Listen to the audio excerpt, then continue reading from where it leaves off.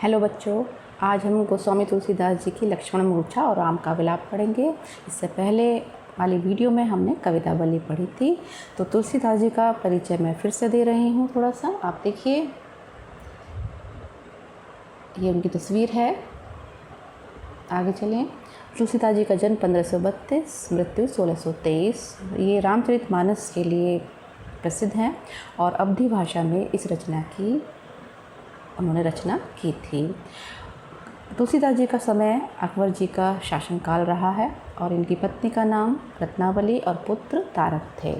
आगे देखें। पहला दोहा है, तब प्रताप और राखी प्रभु जेहू नाथ तुरंत, अस कही आयसु पाई पद बंदी चले हनुमंत, भरत बाहुबल सील गुण प्रभु पद प्रीति अपार, मन महुजात सराहत पुनि पुनि पवन कुमार, उहाँ राम लक्ष्मण नहीं निहारी, बोले बचन मनुज अनुसारी, अर्ध राति गई कपि नहीं आयो, राम उठाई अनुज उरलाई, सकु न दुखित देखी मुहकाओ, बंधु सदा तब मृदुल सभाई, मम हित लागी तजेहु पितु माता, सहु विपिन हिम आतप पाता, सो अनुराग कहाँ अब भाई, उठो न सुनी मम पच विकलाई। इसका अर्थ देखिएगा आप।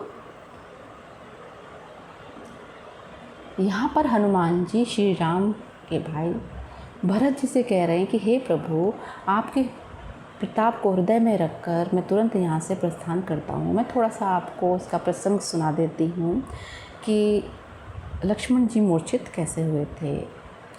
कहते हैं कि रावण के पास एक शक्ति थी जिसका प्रयोग वो राम के साथ युद्ध में करना चाहते थे, लेकिन रामचंद्र जी शक्ति की प्राप्ति के लिए एक आसन पूजा में बैठे हुए थे।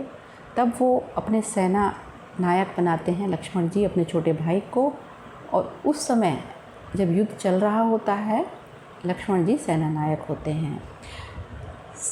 लक्ष्मण जी का प्रताप इतना था कि वो रावण उनके प्रताप से घबराने लगता है, क्योंकि रावण की सेना में खलबली मच जाती है। तब मेघनाथ रावण का पुत्र लक्ष्मण जी पर वही शक्ति चला देता है, जिसकी वजह से लक्ष्मण जी मूर्छित हो जाते हैं। अब ये प्रसंग है कि लक्ष्मण जी मूर्छित हैं और रामचंद्र जी का विलाप हो रहा है कि उनका भाई मूर्छित है, और मूर्छित इस तरीके से हैं कि उनको कुछ नहीं आ रहा है। तो उसके लिए एक उपाय है कि एक संजीवनी बूटी है जो किसी पर्वत पर है, जिसे लेने के लिए हनुमान जी वहाँ से जा रहे हैं। तो अब हनुमान जी प्रस्थान कर रहे हैं, तो वो भरत जी से कह रहे हैं, प्रभु आपके प्रताप को हृदय में रखकर मैं तुरंत यहाँ से प्रस्थान कर रहा हूँ। ऐसा कहकर वो उनके चरण छूकर आज्ञा पाकर वहाँ से चल दिए। रास्ते में हनुमान जी भरत के बाहुबल, उनकी सज्जनता, गुणों और श्री राम के चरणों के प्रति उनके अपार प्रेम को सराह रहे हैं। वो उनको याद इसलिए कर रहे हैं क्योंकि वो रामचंद्र जी के बहुत बड़े भक्त हैं। ऐसी परेशानी में वो ये सोच रहे हैं कि लक्ष्मण जी तो मूर्छित पड़े हैं, तो राम का सहयोग कौन करेगा, भरत। तो इसलिए वो भरत को याद कर रहे हैं। उधर राम जी ने लक्ष्मण को देखकर किसी साधारण मनुष्य की तरह अपने वचन कहे कि रात बीत चुकी है पर हनुमान अभी तक लौट कर नहीं आए हैं। ऐसा कहकर श्री राम ने लक्ष्मण जी को अपने हृदय से लगा लिया। फिर बोले, लक्ष्मण, मुझे कभी तुम दुखी नहीं देख सकते थे। हे भाई, तुम्हारा स्वभाव बहुत कोमल है। मेरे हित के लिए तुमने अपने माता पिता का भी त्याग कर दिया। मेरे लिए जंगल के दुख, ठंड, गर्मी सब सही। वही तुम्हारा प्रेम अब कहाँ चला गया। मेरे व्याकुल वचनों को सुन कर के तुम हे भाई अब क्यों नहीं उठते। आगे देखें। जो जनते हो बन बंधु बिछे हो, पितु वचन मनते हो नहीं ओहो, सुत बित नारी भवन परिवारा, हो ही जाहि जग बारी भारा, अस विचारी जीव जगु ताता, मिले न जगत सहोदर भ्राता, जथा पंख बिनु खग अति दीना, मणि बिनु फनी करी पर कर हीना, अस मम जीवन बंधु बिन तो ही, जो जड़ दैव जी आवे मोही, जेहूँ अवध कबुन मुँह लाई, नारी हेतु प्रिय भाई कवाई, भरु अब जस सहते हूँ जग माही, नारी हानि विशेष क्षति नाही, अब अपलोकु सोकु सुत तोरा, सही निठुर कठोर उर मोरा। देखिए इसका अर्थ। यदि रामचंद्र जी यहाँ पे फिर कह रहे हैं, यदि मैं ये जानता कि वन जाने से भाई का वियोग मुझे सहन करना पड़ेगा तो मैं पिता के वचनों का पालन नहीं करता। पुत्र, धन, स्त्री, महल, परिवार, ये तो संसार में बार बार आ जाते हैं, लेकिन भाई नहीं मिलता। ऐसा अपने हृदय में जानकर वो लक्ष्मण जी से कह रहे हैं कि हे भाई, अब तुम उठ जाओ। और उन्होंने उनको उठा करके अपने गले से लगा लिया। फिर बोले, लक्ष्मण, तुम मुझे कभी भी दुखी नहीं देख सकते थे। हे भाई, तुम्हारा स्वभाव बहुत कोमल था और तुमने मेरे लिए माता पिता को भी छोड़ दिया और मेरे साथ जंगल में दुख सुख सहने के लिए आ गए।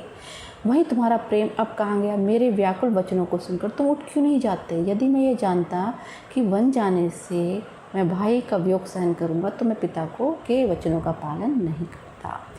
आगे वो कहते हैं, जैसे पंख के बिना पक्षी अत्यंत दीन हो जाता है, मणि के बिना सांप और सूंड के बिना हाथी, ऐसी ही मेरी स्थिति तुम्हारे बिना हो जाएगी। पत्नी की हानि संसार में कोई विशेष हानि नहीं है। मैं पत्नी के हरण हो जाने पर उसे पुण्य न पाने का अपेक्ष भी सह लेता, लेकिन तुम्हारे ना होने का शोक मैं सहन नहीं कर सकता। आगे कहते हैं, निज जनी के एक कुमारा, तात तासु तुम्हें प्राण अघारा, सौपेसी मोहि तुम्हें कही पानी, सब विधि सुखद परम हित जानी, उतरू काहूँ देही तेही जाई, उठी किन मोहि सिखाऊँ भाई, बहुविध सोचत सोच विमोचन, स्रवत सलिल राजीव दल लोचन, उमा एक अखंड रघुराई, निर्गति भगत कृपालु दिखाई। अब आगे कह रहे हैं कि निज जनी के, तुम अपनी माँ के लाडले बेटे थे और पिता के भी प्राणों से प्यारे थे। सौपेसी मोहित तुम्हें गही पानी, उन्होंने तुम्हें मेरे हाथों में सौंपा था सब विधि से, सब तरीके से सुखद जान करके कि मेरे साथ तुम बिल्कुल सही रहोगे। इस विधि जान करके उन्होंने तुमको मेरे हाथों में सौंपा था। उतरू काहूँ दही दही जाई, इसलिए हे भाई, तुम ये सब सोच करके उठते क्यों नहीं हो? बहुविधि सोचत सोच विमोचन, बहुत तरीके से रामचंद्र जी ने सोचा और आखिर में स्रवत सलिल राजीव दल लोचन, उनके कमल जैसे नेत्रों से आंसू प्रवाहित होने लगे। उमा एक अखंड रघुराई, नरगति भगत कृपाल दिखाई। ये सब दृश्य कौन देख रहा था? शिव जी और पार्वती। वो रामचंद्र जी को इस तरह से रोते देख करके कहते हैं कि देखो, रामचंद्र जी मनुष्य जैसा आचरण कर रहे हैं।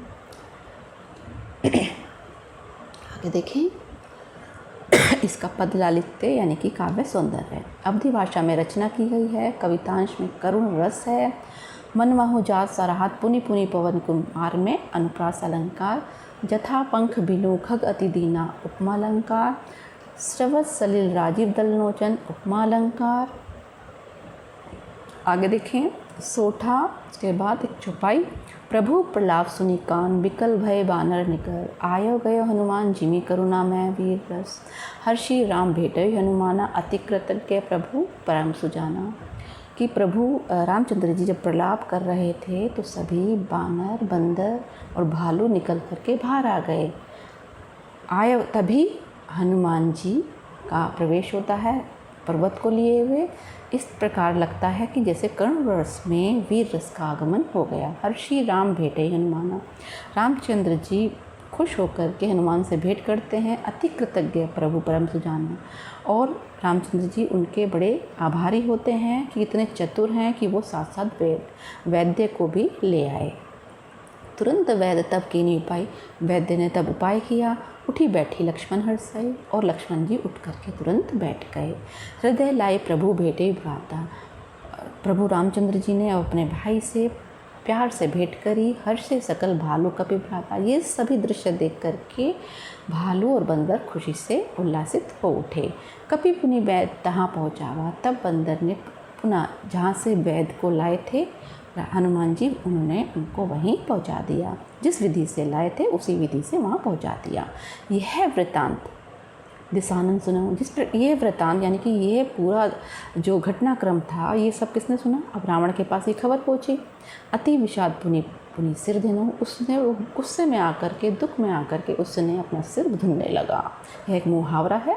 व्याकुल कुंभकर्ण पहियावा, विविध जतन करी ताही जगावा। अब जो कुंभकर्ण था वो तब से अब तक सो ही रहा था।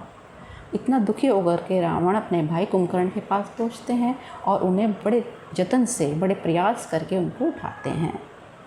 जागा निशिचर देखूं कैसा। अब वो जो राक्षस उठता है यानी कि कुंभकर्ण जागने पर वो बड़ा भयानक दिखता है, मानो काल देहुधरी वैसा, जिस प्रकार मानो साक्षात मृत्यु ने ही शरीर धारण कर लिया हो। शब्दार्थ देखें, आगे चलें। हाँ ठीक है। कुंभकर्ण बूझा कहू भाई, काहे तब मुख रहे सुखाई। अब कुंभकर्ण ने पूछा, हे भाई क्या हुआ, तुम्हारा मुँह सूखा हुआ क्यों है। कथा कही सब ते ही अभिमानी, जेही प्रकार सीता हरियाणी। तब अभिमानी रावण ने सारी कथा कुंभकर्ण को सुनाई, किस प्रकार से उसने सीता का हरण किया, तात कपि ने सब निशाचर मारे, किस प्रकार हनुमान जी ने सारे राक्षसों को मार गिराया, महा योद्धा संहारे, बड़े बड़े वीर मार दिए, दुर्मुख सुररिपु, पूरे मुख वाले सुररिपु, देवताओं के शत्रु, मनुज आहारी, मनुष्य का आहार करने वाले, भटतिकाय, बड़े बड़े शरीर वाले, अकंपन भारी, जिनके चलने मात्र से ही धरती कांपने लगती थी, अपर महोदर आदिक वीरा, और बड़े बड़े महावीर, परे समर, वहीं सब रणधीरा, सब युद्ध में वीर गति को प्राप्त हो गए। अब आगे दोहा देखिए। सुनी दस्कंधर वचन तब कुंभकर्ण बिलखान।